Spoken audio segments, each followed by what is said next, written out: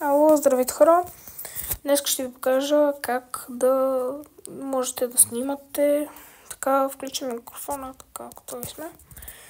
За да можете да снимате, примерно, на iPhone. Значи, за да можете да снимате и с глас, и като цяло, нали, по-лесно с това приложение, защото всичко ви е тук, вместо да отидете ето тук и тези дете трябва да ги включите. То ми се включва автоматично, но за да може да се включи автоматично трябва да ви покажа. Значи просто задържате. Ето сега, ето така, задържате. Както виждате, тук ви излизат вашите свичове.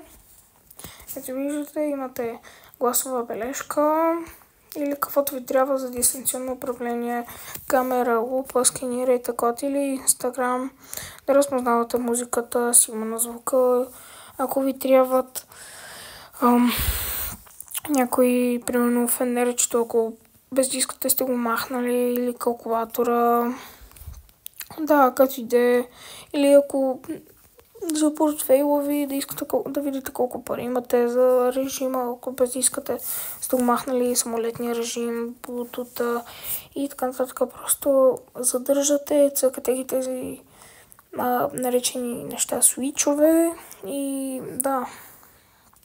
Ето улесняване на достъп зрение. Както виждате, тук имаме разпознаване на живо и така нататък. Ето сега, тук ако искате да си пуснете музика и така нататък. Да.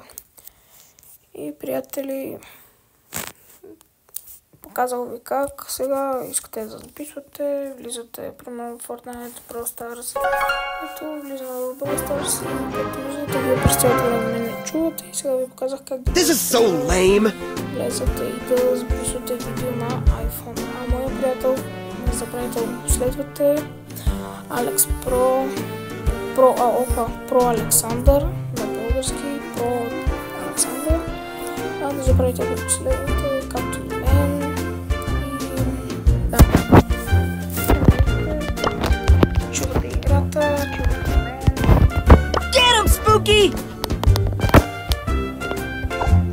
Така че, мисля, че това е края на видеото. Ще ви видим някой друг път. Айде, чао!